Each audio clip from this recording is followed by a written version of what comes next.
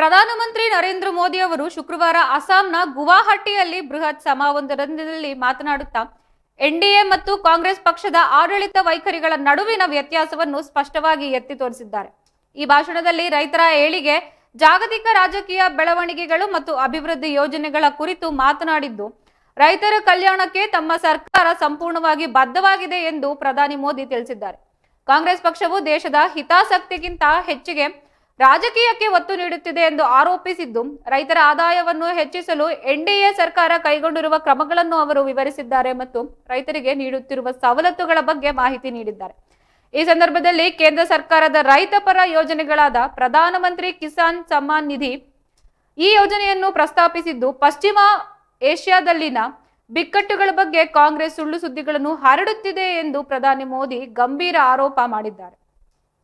ಜಾಗತಿಕ ಮಟ್ಟದಲ್ಲಿ, ಅದರಲ್ಲೂ ವಿಶೇಷವಾಗಿ ಪಶ್ಚಿಮ ಏಷ್ಯಾದಲ್ಲಿ ನಡೆಯುತ್ತಿರುವ ಸಂಘರ್ಷಗಳ ಬಗ್ಗೆ ಕಾಂಗ್ರೆಸ್ ಪಕ್ಷವು ತಪ್ಪು ಮಾಹಿತಿಗಳನ್ನು ಪ್ರಚಾರ ಮಾಡುತ್ತಿದೆ ಎಂದು ಹೇಳಿದ್ದು, ಮಾಜಿ ಪ್ರಧಾನಿ ಜವಾಹರಲಾಲ್ ನೆಹರು ಅವರ ಭಾಷಣವನ್ನು ಉಲ್ಲೇಖಿಸಿದ್ದು, ಅಂದಿನ ಕಾಂಗ್ರೆಸ್ ಸರ್ಕಾರ ಜಾಗತಿಕ ಯುದ್ಧಗಳ ಬೆಲೆ ಏರಿಕೆಗೆ ಕಾರಣವೆಂದು ಒಪ್ಪಿಕೊಂಡಿತ್ತು, ಆದರೆ ಈಗ ಸುಳ್ಳು ಸುದ್ದಿಗಳನ್ನು ಹರಡುತ್ತಿದೆ ಎಂದು ಟೀಕಿಸಿದ್ದಾರೆ. ಭಾಷಣದ ಸಂದರ್ಭದಲ್ಲಿ ಪ್ರಧಾನಿ ನರೇಂದ್ರ ಮೋದಿ ಅವರು ಅಸ್ಸಾಂನಲ್ಲಿ ಸಾವಿರಾರು ಕೋಟಿ ರೂಪಾಯಿ ವೆಚ್ಚದ ವಿವಿಧ ಅಭಿವೃದ್ಧಿ ಯೋಜನೆಗಳಿಗೆ ಚಾಲನೆ ನೀಡಿದ್ದು, ಈ ಯೋಜನೆಗಳು ರಾಜ್ಯದ ಮೂಲಸೌಕರ್ಯ ಮತ್ತು ಆರ್ಥಿಕ ಅಭಿವೃದ್ಧಿಗೆ ನೆರವಾಗಲಿದೆ ಎಂದು ವಿಶ್ವಾಸ ವ್ಯಕ್ತಪಡಿಸಿದ್ದಾರೆ. ಇದಲ್ಲದೆ ಪಿಎಂ ಕಿಸಾನ್ ಯೋಜನೆಯು 22ನೇ ಕಂತನ್ನು ಬಿಡುಗಡೆ ಮಾಡುವ ಮೂಲಕ ರೈತರಿಗೆ ನೆರವಾಗಿದ್ದಾರೆ. In West Asia, it has affected the whole world's energy supply chain. We believe in the ideology of India first.